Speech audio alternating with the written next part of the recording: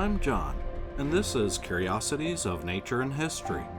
Today we are high above Arizona's Verde Valley, tucked into a limestone cliff, exploring the history of one of the Southwest's most remarkable testaments to human ingenuity, Montezuma Castle, and its nearby neighbor, Montezuma Well. Both were built nearly 900 years ago by the Sinagua people, who were farmers, artisans, and traders that flourished in this desert landscape between 1100 and 1400 CE. Montezuma Castle sits about 90 feet up a sheer limestone cliff, overlooking Beaver Creek, just north of Campe Verde, Arizona. This ancient cliff dwelling was built around 1100 AD by a pre-Columbian culture of indigenous people known as the Sinagua. It is comprised of about 20 rooms spread across 5 stories, only accessible by ladders.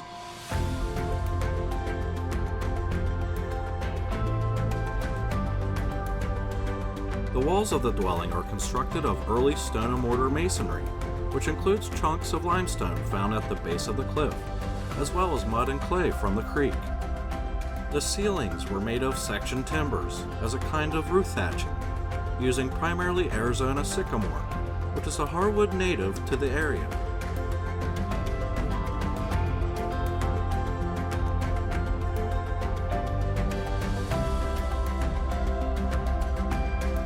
It was not a castle in the traditional sense. The dwelling functioned more like a prehistoric high-rise apartment complex. What you would have seen might well have been something like this cutaway model of Montezuma Castle. You might be wondering why it was named after Montezuma, the famous Aztec emperor. When European Americans first discovered the Pueblo in the 1860s, they named the dwelling with the mistaken belief that Montezuma had been connected to the construction. In fact, the dwelling was abandoned over 40 years before Montezuma was born. Regardless, the name stuck due to the belief that all archaeological sites in the southwestern United States and Mexico are a result of the Aztec culture. Strategically placed in a natural alcove, this location offered protection from floods, insulation from desert's extremes, and a commanding view of the valley below. Their architecture was practical, yet daring. Wow, these cliff dwellings are just everywhere.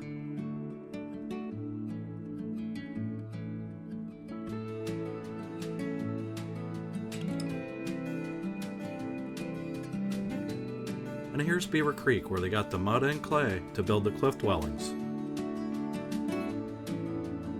Archaeology reveals that the Sinagua were more than just builders. They cultivated corn, beans, squash, and cotton, supplementing their diet with hunting and gathering. Their pottery, woven cotton garments, and turquoise ornaments speak of artistry and trade networks stretching hundreds of miles.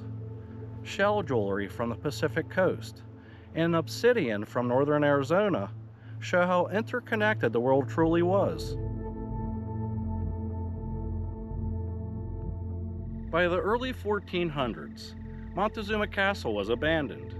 Archaeologists debate why: resource depletion, climate change, social conflict, or spiritual migration. Yet the Sinagua did not vanish. Many integrated with the Hopi, Yavapai, and Apache communities, leaving descendants who still honor these ancestral homes.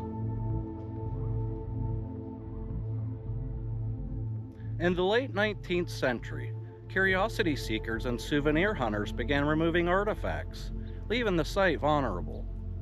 In 1906, President Theodore Roosevelt declared Montezuma Castle one of the first national monuments, ensuring its protection.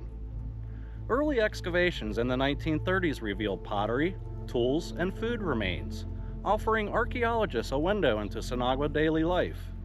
These digs also highlighted the castle's fragility, prompting preservation efforts that continue today.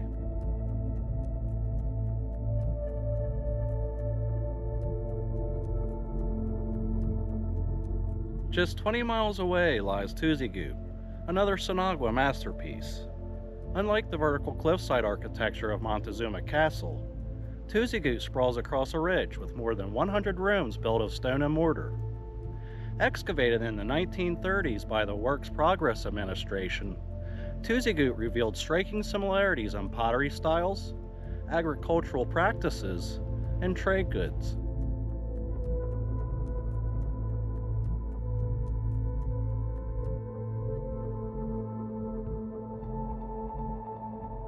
Together, Montezuma Castle and Tuzigoot tell a broader story.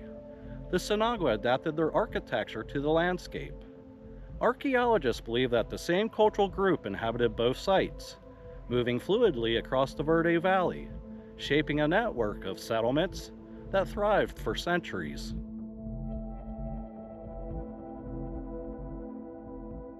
Our next stop is a geological wonder hidden in the rolling hills of Arizona's Verde Valley, Montezuma Well.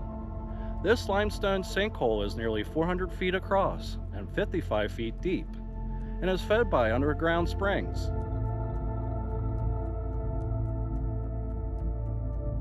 Formed when a cavern collapsed thousands of years ago, Montezuma Well is a rare oasis.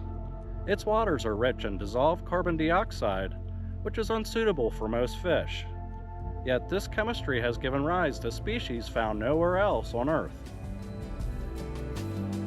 Montezuma Well is a natural limestone sinkhole which measures 386 feet in diameter from rim to rim and contains a near constant volume of underground spring water, even during severe droughts. You probably don't want to drink this water though, as it is highly carbonated and contains high levels of arsenic. Also, if you haven't noticed already, the Sinagua built Pueblo cliff dwellings here as well. Let's head to the base of the sinkhole. Archaeologists have uncovered dwellings built into the limestone walls of the well, along with pottery shards and tools. These discoveries tell of a community that balanced farming with trade, sustained by the well's constant water supply.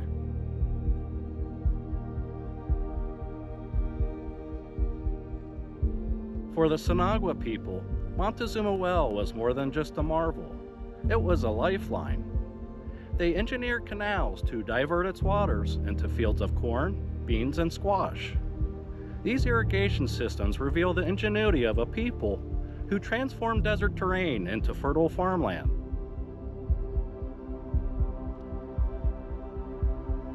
You can see all this rock fell from the wall there when it's collapsed.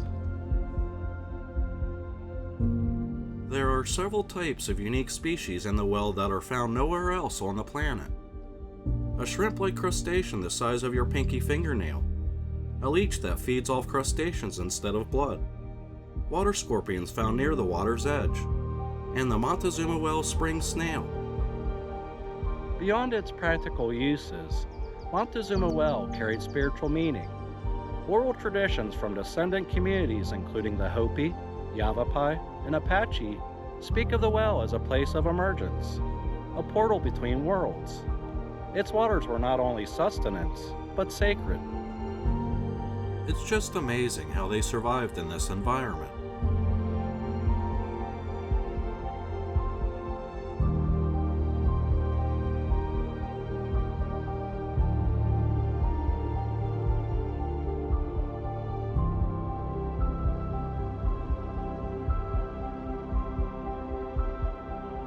The well has been used for irrigation since the 8th century, and you can still find part of the prehistoric irrigation ditch located near the park's picnic area, with portions of the ditch's original route still used today.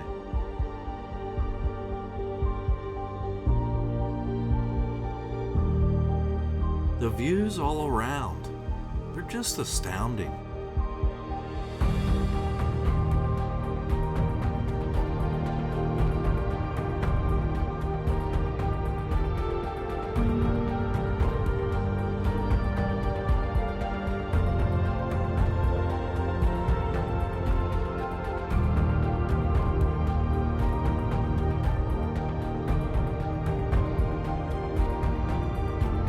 Here's some more ruins.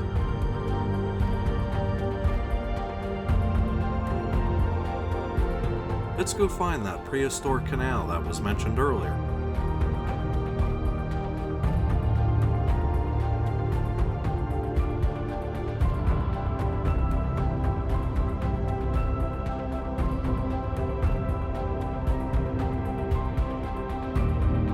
Ooh, it's nice and shady down here.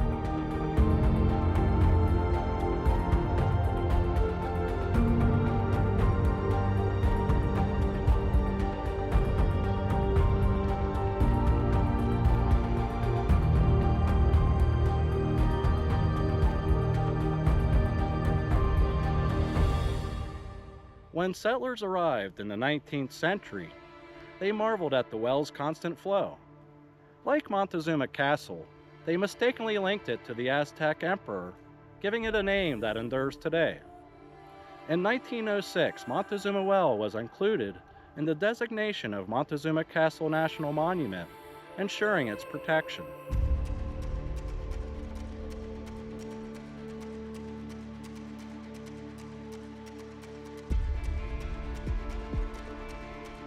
Today, Montezuma Well remains a place of wonder. Its waters still flow, its canals still trace the ingenuity of ancient hands, and its rim still shelters the memory of those who lived here. It is a reminder that even in the harshest environments, human resilience and reverence for nature can create enduring harmony.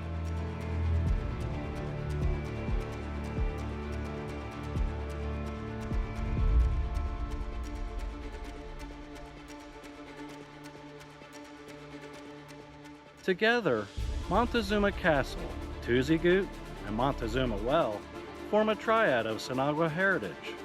The castle demonstrates cliffside ingenuity, Tuzigoot reveals sprawling Pueblo life, and the well embodies the power of water in the desert. Each site tells a part of a larger story of adaptation and resilience. I'm John. Thanks for joining me here on this journey. And remember, stay curious and keep exploring.